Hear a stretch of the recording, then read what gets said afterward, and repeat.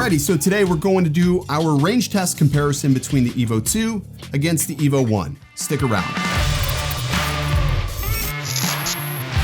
What's good, guys? Ken here, you're watching Original Dobo, and in today's video we're talking about the EVO 1 versus the EVO 2 in a range test comparison. I got a chance to get together with Dan from Drone Worship and Mike from Accelerated Heights. They were giving me a hand in being a spotter to go ahead and do a range test. Now, right out of the gate, we tried to keep this range test as safe as possible, not over any people or traffic.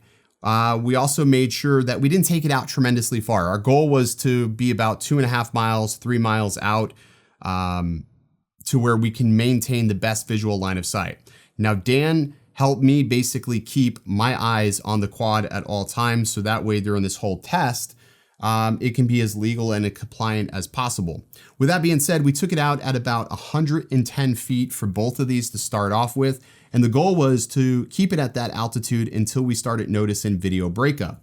The minute video breakup started happening, we increased the altitude by 50 feet each time.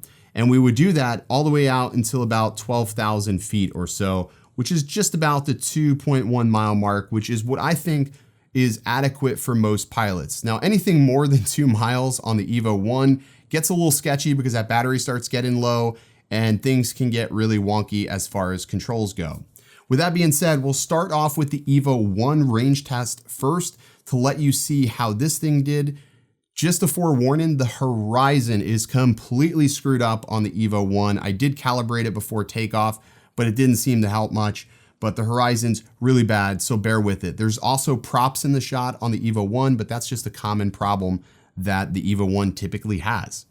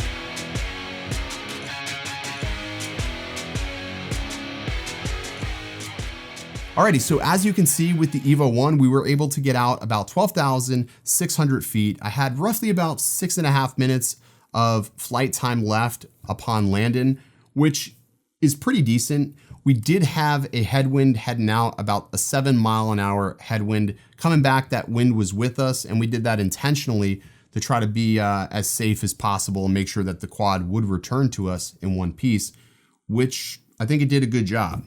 Now with the EVO 2, we again took the same path, started out at 110 feet. So let's go ahead and get that video going.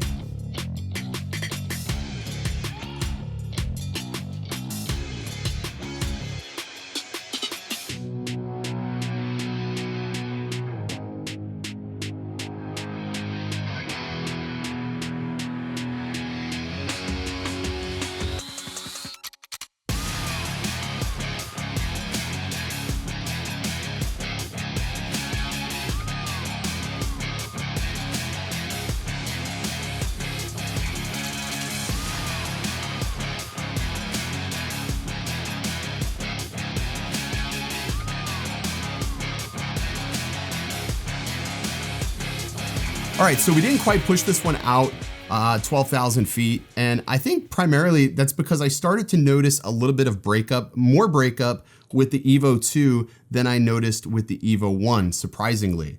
The breakup started happening right at about the 11,000 mark. I could have increased altitude to easily 400 feet, but I didn't. And the biggest reason why I did not go up to 400 feet with this drone is because we did notice some low flying planes out there. It could have been new pilots just practicing. They tend to do that over the Gulf. So we still wanted to maintain a safe distance. However, the control of the drone felt a little bit more snappy, even at that further distance. I felt like I can still control the drone easily, and the horizon wasn't as near of a mess as it was on the EVO 2. The horizon, when I made that turn to head back, you will notice it goes all out of whack, which is a problem that they definitely have to fix. But there was no props in the shot, and overall, I think that this performed equally as well. I mean, 2.5 miles is more than enough for the average pilot. I don't think you will need much more than that out of a drone. If you do, you may want to evaluate why you're flying that far. That's how bad things tend to happen, but 2.5 miles is really far. If you think about it, 12,500 feet, I mean, can you walk that far without getting out of breath? I don't think you can. If you can't walk that far, or you don't walk that far, I wouldn't fly it that far, because if something should happen, you have to go to it. You want to get to your drone as fast as possible. So again, 2.5 miles, plenty of distance, and I think this definitely had more headroom to go further. I try to keep these tests as safe and as realistic as possible to what a typical normal pilot will do with them. So personally, I think it did well. I did have way more battery on this at land. I had about 13, almost 14 minutes of flight time left when I touched down with the EVO 2 versus the EVO 1's like 6.5 minutes. So felt a lot more confident with the EVO 2 over the EVO 1. And that's just also from experience in flying both of these. It just performed better. But there you go. That's my brief comparison of range. Big, huge thanks to Mike and Dan from Accelerated Heights.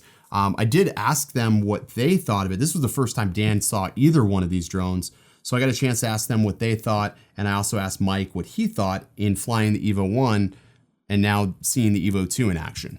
I got to be honest with you, man. It was... it actually went a lot further than I expected it was going to.